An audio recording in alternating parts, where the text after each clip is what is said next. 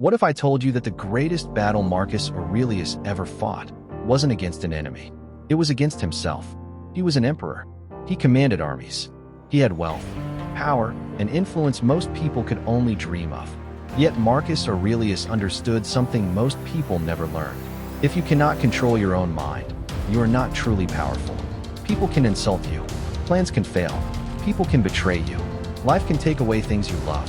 But Marcus believed there was one thing you could always work to control: your response. And that is how Marcus Aurelius mastered his mind. Marcus Aurelius lived nearly 2,000 years ago, but his struggles were surprisingly modern. He dealt with pressure, grief, war, responsibility, illness, betrayal, and uncertainty. And instead of pretending these problems didn't exist, he trained his mind to face them. His private writings, later known as meditations, were never really written to impress an audience. They were reminders to himself, reminders to stay disciplined, reminders to remain calm, reminders to focus on what he could control, and most importantly, reminders that his mind belonged to him. Lesson 1. Control your response. Marcus Aurelius understood the difference between an event and your judgment about that event. Something happens, then your mind immediately tells you what it means. Someone insults you. Your mind says, "They disrespected me." Someone rejects you. Your mind says, "I'm not good enough." You fail. Your mind says, "I'm a failure." But Marcus would challenge that judgment. The event itself is one thing.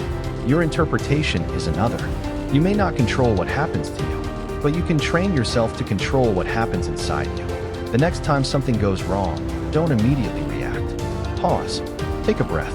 Ask yourself, what part of this is actually under my control? That simple question can prevent anger, anxiety, and impulsive decisions from controlling your life. Lesson 2. Train your mind daily. Marcus Aurelius didn't wait until life became difficult to practice Stoicism. He trained every day. Think about that. You don't build physical strength by lifting weights once. You don't become mentally strong by reading one motivational quote. And you don't develop self-control by promising yourself you'll change tomorrow. Mental strength is built through repetition. Every day gives you opportunities to practice. Someone annoys you? Practice patience. You don't feel like working? Practice discipline.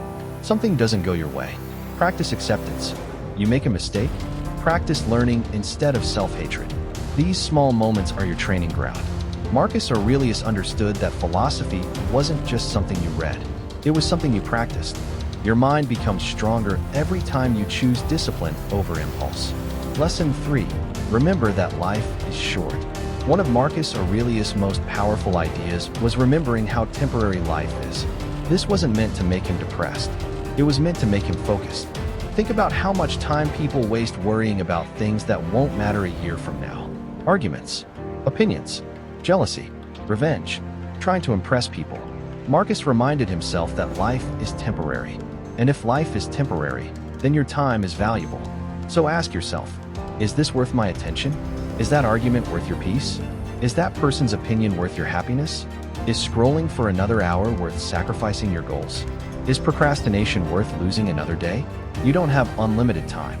None of us do. And realizing that can completely change how you live. Instead of waiting for the perfect moment, you start using the moment you have. Lesson 4. Don't let emotions become your master. Marcus Aurelius wasn't emotionless. That's a common misunderstanding about Stoicism. Stoicism doesn't teach you to become a robot. It teaches you not to become a slave to your emotions. Anger can appear, fear can appear, sadness can appear, but you don't have to obey every emotion that enters your mind. Imagine someone says something cruel to you. Your first instinct might be to attack back, but there is a space between the emotion and your response. That space is where your power lives. You can feel anger without becoming angry. You can feel fear without surrendering to fear. You can feel sadness without allowing sadness to define you. The goal isn't to eliminate emotions. The goal is to govern yourself despite them. That is real self-control. Lesson 5. Focus on becoming a better person. Marcus Aurelius had enormous power, but he constantly reminded himself not to become arrogant. Why? Because external success means nothing if you lose control of your character. You can become rich and still be miserable. You can become powerful and still be weak-minded.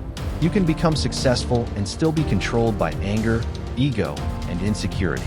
So don't measure your progress only by what you own. Measure it by who you're becoming. Are you more patient than you were last year? Are you more disciplined? Do you keep your word? Can you stay calm under pressure?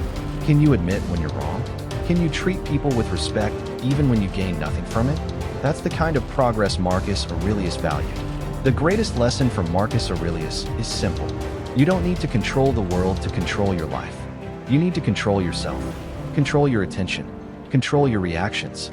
Control your habits. Control your judgments. Control what you choose to do next. Life will always bring problems. People will disappoint you. Things will go wrong. But every challenge gives you another opportunity to practice mastery over yourself.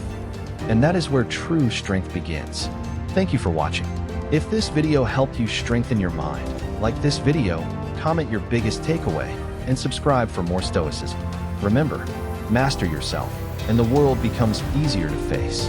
Stay disciplined, stay calm, and keep building a stronger mind.